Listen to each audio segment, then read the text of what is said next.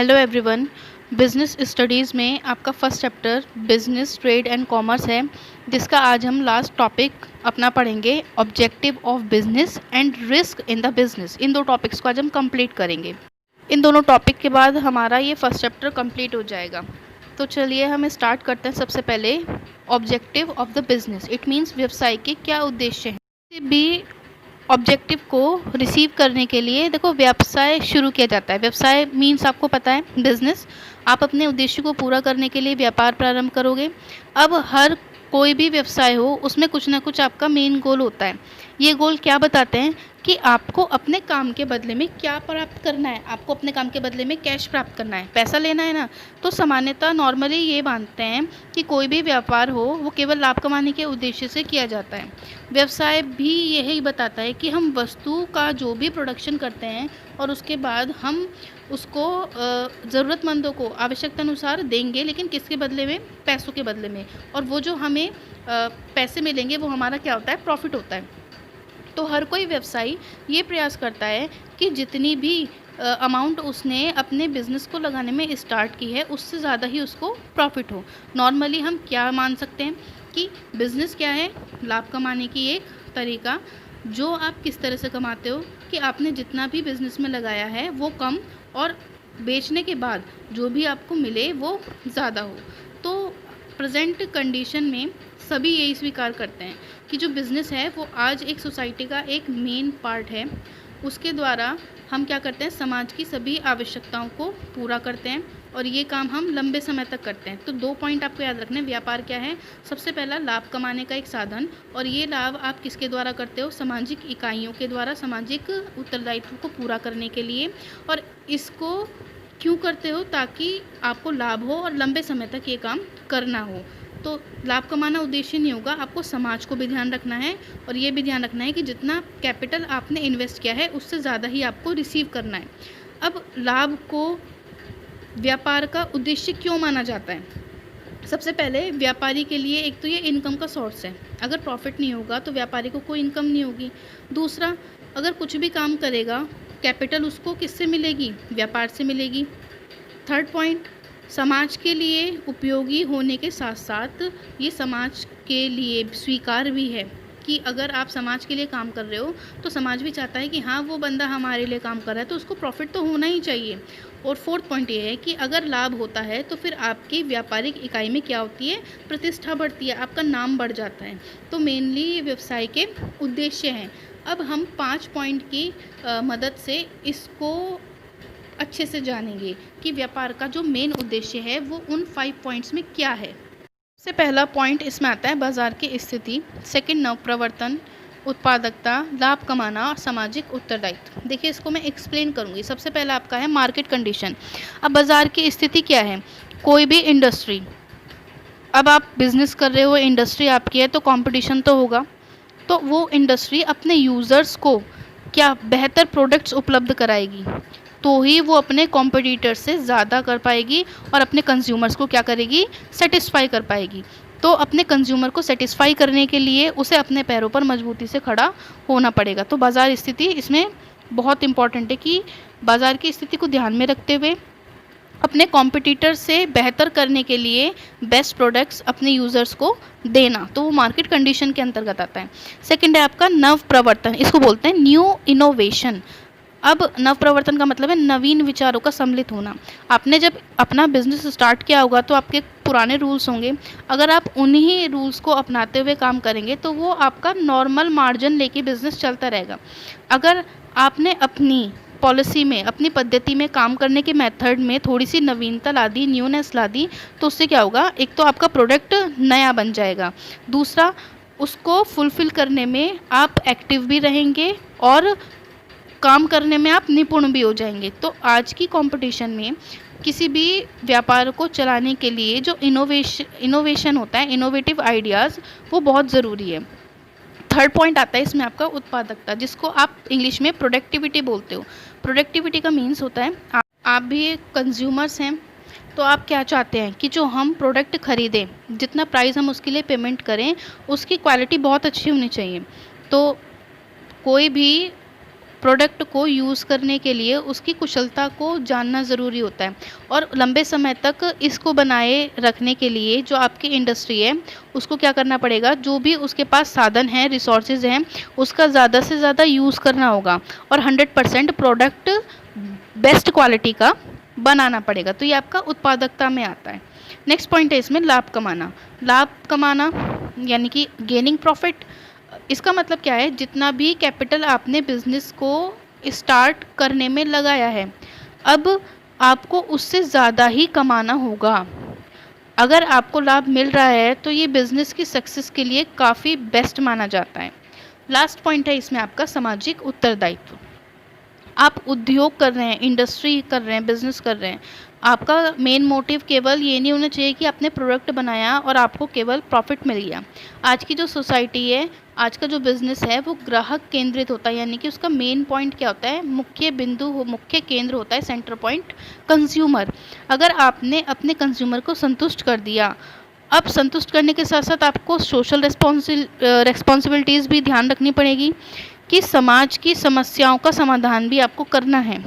उसके लिए आपको ज़रूरी संसाधन, मेन रिसोर्सेज इकट्ठे करने होंगे और समाज की सेवा का यूज़ भी करना चाहिए। यानी कि आपका प्रोडक्ट ऐसा नहीं होना चाहिए कि उससे आपकी सोसाइटी को नुकसान हो, तो समाज की जिम्मेदारी भी आपको ध्यान रखनी होगी।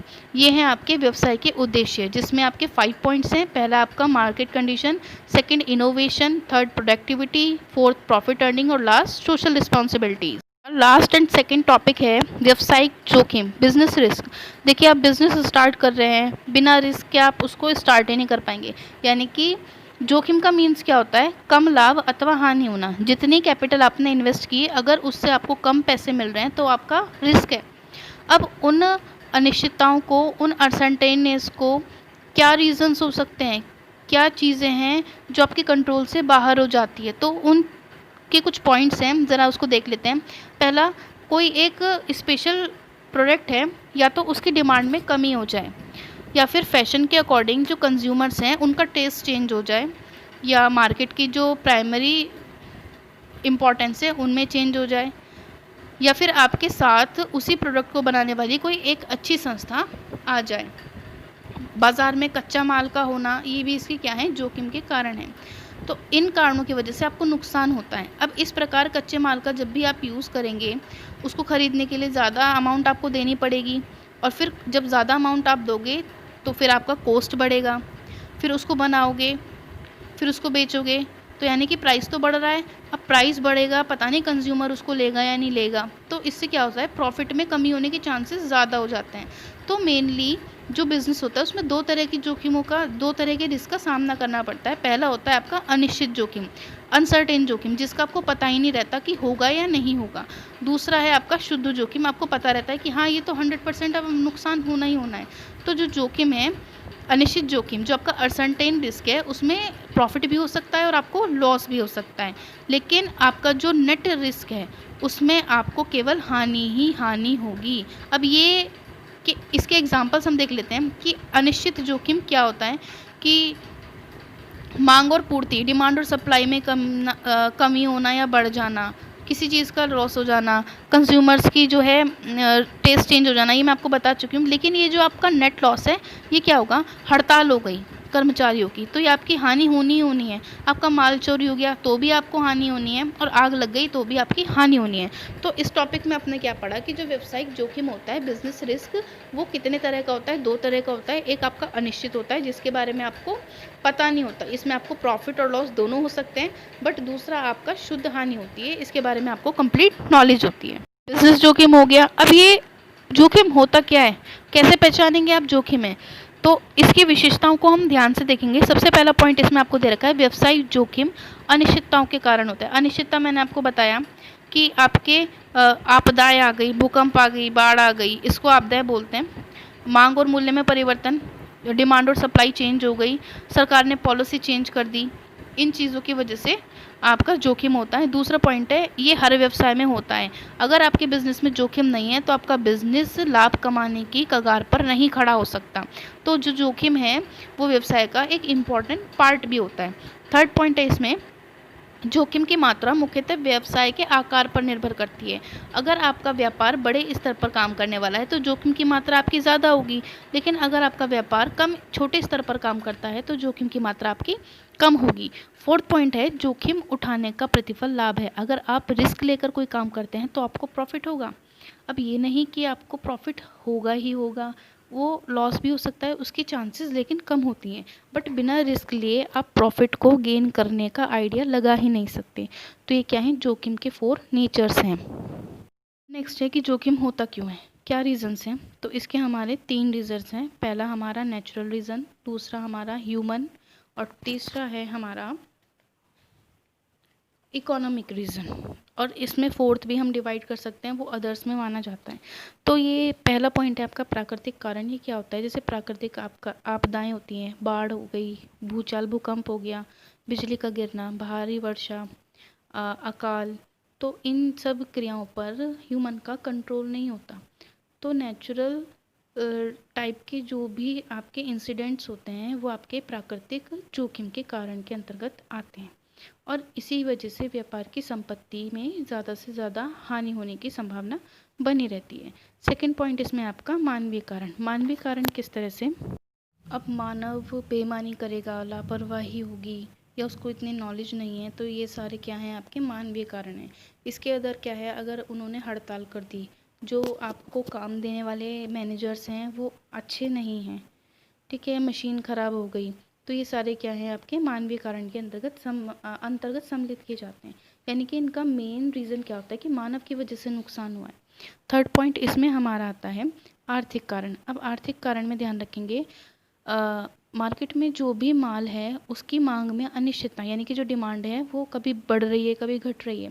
कंपटीशन, प्राइस बढ़ गया, कंज्यूमर्स ने जो अमाउंट दी है वो कम दी है, आपकी टेक्निक्स में चेंज हो गया, तो ये आपके आर्थिक कारण के अंतर्गत सम्मिलित किए जाते हैं। तो ध्यान रखेंगे इस पर क्या होता है, जैसे आप टैक्स ज़्यादा दे रहे हो, ये चीज़ें भी इसके अंतर्गत इंक्लूड की जाती हैं। अब आर्थिक कारण की वजह से जो बिज़नेस आपका चल रहा है उसकी कॉस्ट ज़्यादा हो जाती है, इस वजह से आपको नुकसान होता है। तो ये जोखिम के 3 कारण हैं हमारे। अब इस चैप्टर में ये लास्ट टॉपिक थे दोनों, तो आपका फर्स्ट चैप्टर आज कंप्लीट हो गया है। अगर इसमें आपको कोई भी दिक्कत है तो प्लीज़ मुझे इन्फॉर्म कर दें, और आपका यही चैप्टर टेस्ट में आना है।